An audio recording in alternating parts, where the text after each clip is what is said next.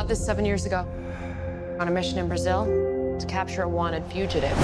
Ketika tokoh Sub-Zero dalam film Mortal Kombat karya Simon McQuaid tahun 2021 muncul lengkap dengan perangkat kostum dan kedua tangannya terangkat hingga membekukan segalanya menjadi es, kita berseru girang.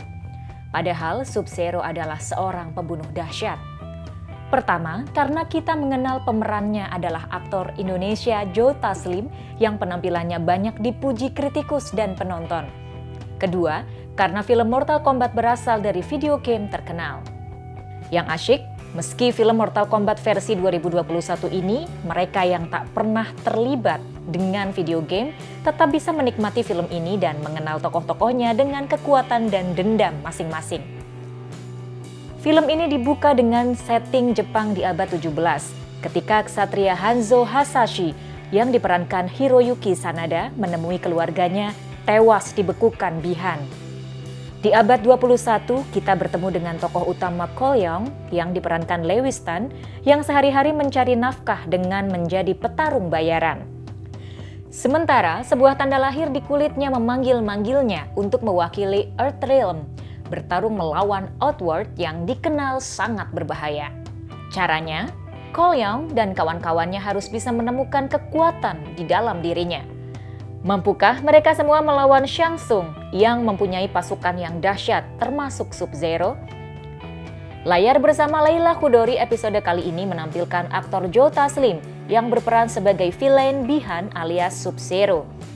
Saksikan ulasan lengkap film yang sudah tayang di bioskop dan HBO Max ini bersama aktor Joe Taslim.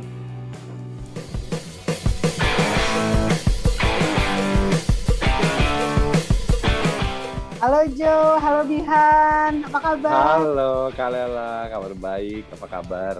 Aku baik, ini membaca kritikus yang pada memuji-muji penampilan Joe Taslim sebagai Bihan alias Sub-Zero. Semua American newspaper ya, online semuanya memuji-muji, semuanya mengatakan when Sub-Zero came and that's it man gitu. Gimana kamu rasanya membaca pujian-pujian dari media internasional? Wah, overwhelming sih pastinya sih, tersanjung juga. Ya karena kerja keras sama untuk karakter ini akhirnya bisa dinikmati di seluruh dunia, bisa diterima, bisa diapresiasi. Jadi ya itulah kita sebagai seorang aktor kan kita mencoba mendeliver suatu karakter yang kita yakini ya, yang kita bisa bikin kita happy, tapi harus juga bisa bikin fans dan semua penonton nyampe lah, message-nya nyampe lah, semua euforia, semua artistiknya, semuanya bisa nyampe dan itu tercapai di karakternya dan aku happy banget pastinya. Ini kan sebelumnya udah pernah dibikin ya, tahun 97, udah lama sekali dan memang kayaknya sutradaranya, filmmakernya semua sengaja bikin itu sebagai B-movie, a little bit happy gitu ya. Kadang-kadang memang dibikin lucu dan kita menyaksikannya ya udah ini tipikal film lama banget dengan teknologi yang memang seadanya zaman itu ya. Nah, kemudian sekarang dari penampilan bahkan dari trailer aja kita udah bisa melihat bahwa yang versi terbaru ini sangat slick gitu, sangat megah dengan CGI yang luar biasa dan juga kostumnya Sub-Zero luar biasa. Kamu sebagai pemain di satu film yang perwujudannya berbeda sekali gitu ya, paling nggak dari looknya tuh udah beda banget. Kamu gimana? Lagi kostumnya itu loh. Iya, ini pertama kali sih aku main film dengan memakai kostum seberat itu ya, dengan kompleks juga, banyak layer-layernya dan juga pergerakan juga sangat terbatas. Tapi suatu tantangan pastinya pada saat syuting, suatu tantangan yang lumayan. Tapi beruntung sekali semua divisi di Mortal Kombat itu sangat membantu gitu, dan sutradara, produser. Jadi semua input yang aku berikan terhadap kostum pun mereka menerima dengan baik. Nah itu berapa lama? Karena itu kelihatan sekali ya berat dan banyak ya layernya. Itu kira-kira berapa jam itu kalau mengenakan itu sebelum syuting? Pada saat pertama kali pakai karena banyak banget lepasan-lepasannya ya, part-part yang bukan dia kan nggak langsung pakai, jadi pakai dalam dulu, terus semuanya tempel. Pertama kali pakai itu 1 jam lebih proses makainya dong. Tapi seiring sejalan syuting, karena yang make juga tambah lama, tambah tahu how to put them on, right? Jadi lama-lama tambah cepat gitu. Udah 1 bulan syuting tuh cuman kayak 30 menit udah langsung bisa pakai semuanya full. Dan badan sakit-sakit sih, 1 bulan pertama tuh badanku sakit-sakit, remuk. Kebayang. Tapi setelah 1 bulan udah enak, udah bisa adaptasi. Dan I gotta say, kostum itu membantu performance banget. Jadi karena aku butuh berat itu, karena logically kalau misalkan terlihat enteng, aku jalannya pasti juga nggak bakal bagus. Nah, ini pertanyaan khusus nih, karena saya kagum banget dengan bagaimana itu tata artistiknya membangun itu loh, bagaimana tokoh Sub-Zero membuat lawan dia menjadi beku gitu ya, that's why it's called Sub-Zero gitu ya. Itu gimana sih tata artistiknya? Apa aktornya itu dibikin aja gitu? It's not the real person kan, itu pasti boneka gitu dibikin beku. Oh, yang pas adegan pertama itu mereka harus bikin bukan real person pastinya, karena itu mereka live cast orangnya semuanya, jadi look dari dollnya lah, replika manusianya itu sangat akurat, karena emang dicetak sesuai dengan postur aktor yang dijadikan replikanya gitu.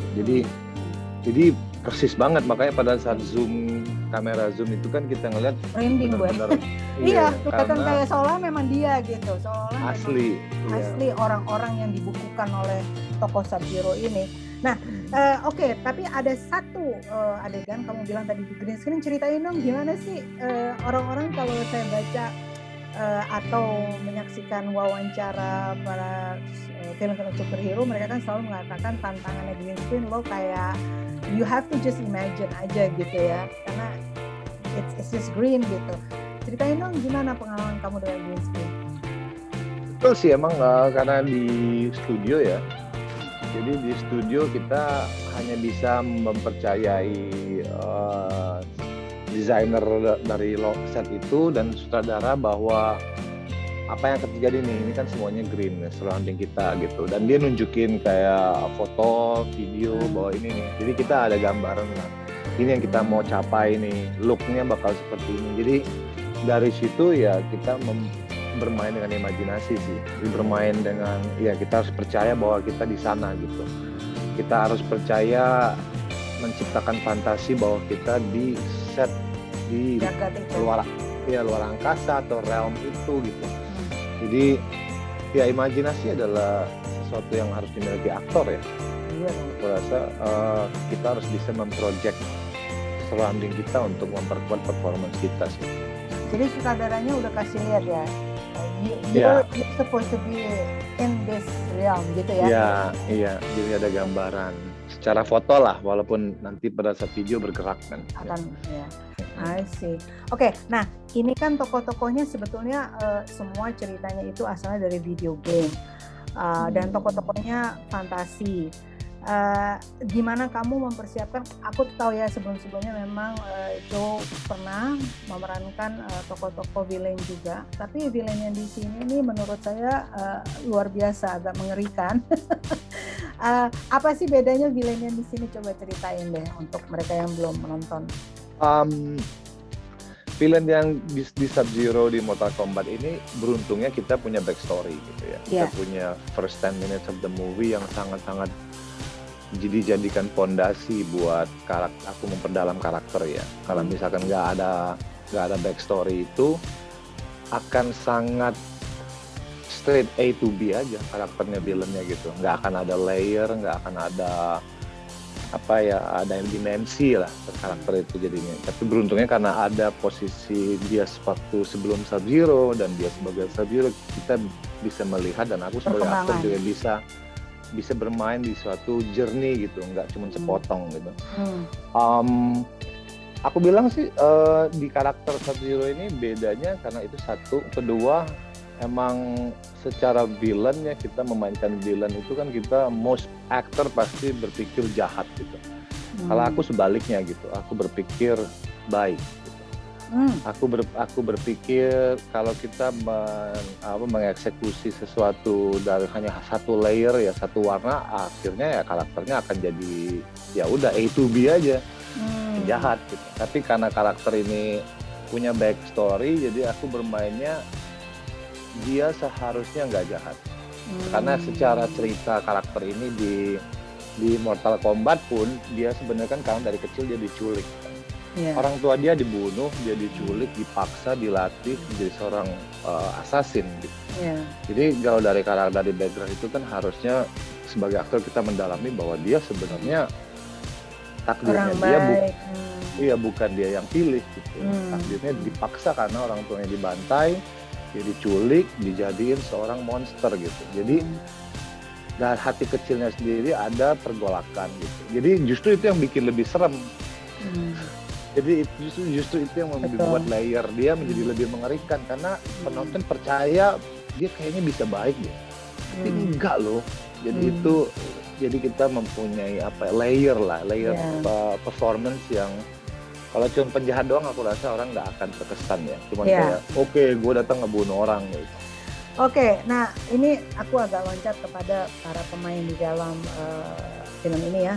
Mortal Kombat ada Hiroyuki Sanada, itu satu aktor yang berkali-kali aku ketemu lagi di berbagai film-film yang ada dia gitu ya. Terakhir aku lihat dia sama Keanu Reeves kalau nggak salah. Ceritain dong gimana tuh rasanya bermain dengan satu aktor internasional yang udah dikenal, terutama kalau buat kami penonton Joe ketemu dia di adegan pertama. Iya, aku I'm a big fan of Hiroyuki ya, karena aku waktu tumbuh besar remaja tuh nonton film-filmnya dia gitu. Jadi pada saat ketemu pertama ya juga canggung, awkward karena pastinya kita bertemu seorang idola ya. Terus sekarang harus saling bantai gitu kan. Jadi untungnya sih dia sangat-sangat friendly, dia sangat-sangat open. Dan dialog bahasa Jepangku pun yang di pertama kali di awal film juga dia yang kayak mentoring gitu, you have to say it like this.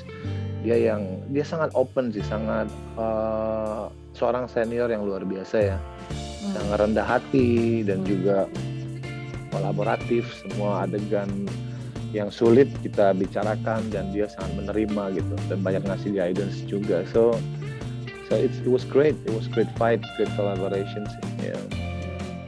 Ya saya kebayang banget betul-betul, wah langsung ketemu sama dia sama Hiroyuki, aduh gila itu keren, dan dia kelihatan bisa main apa aja gitu loh selain tapi ketika dia berperan di drama juga bagus banget. Nah ini pertanyaan semua orang termasuk berbagai netizen dan juga banyak yang nitip dari teman-teman, dari semua adegan mau itu di situ, dari semua perkelahian dengan koreografinya, itu yang paling susah yang mana?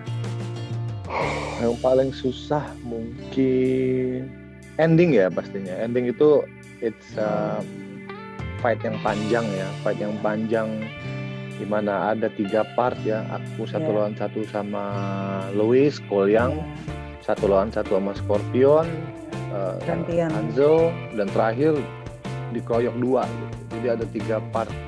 Dan itu prosesnya syutingnya emang jadinya aku nggak pernah ganti-ganti, tapi mereka datang. Aku di set terus karena aku di intinya nggak pernah ada break di situ kan. Jadi itu lumayan hebat karena lokasi real, licin, baju berat dan emosional kan. Endingnya juga emosional. Ya betul. Udah nonton kan yang tahun 1997? Udah 1995, 1997 ya.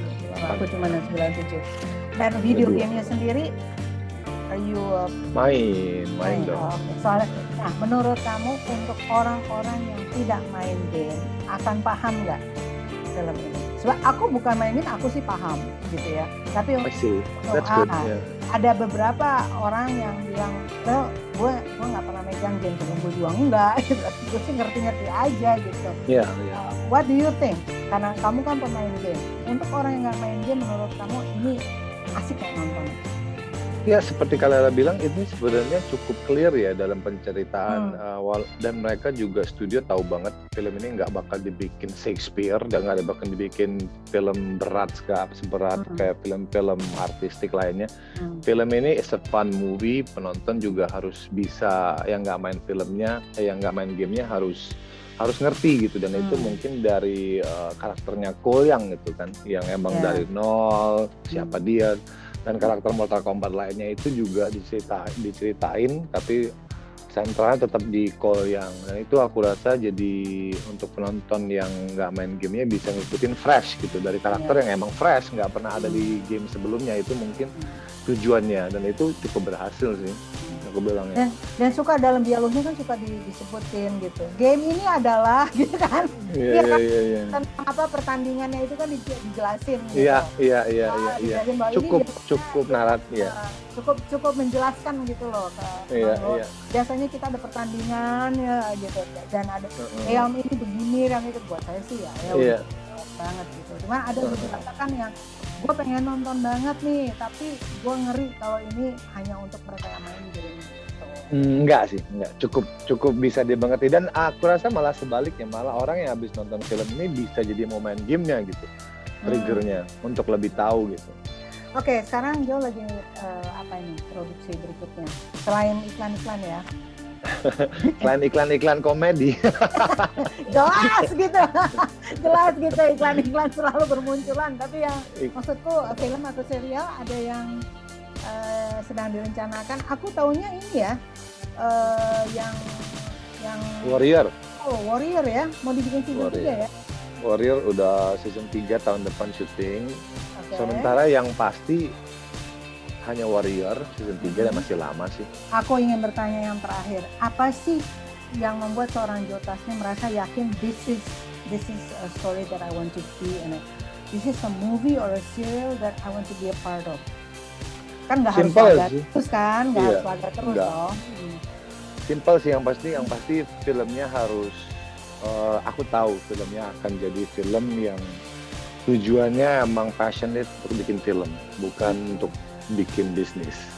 Jadi itu satu, orang-orang yang terlibat juga kita harus tahu. Tapi yang paling penting buat aku sih, aku harus bisa memvisualisasikan karakter itu pada saat aku baca skripnya. Oke, makasih ya Jo ya. Thank you. Jangan kapok di wawancara Tempo ya. Enggak dong, selalu happy berada di sini. Oke, bye-bye.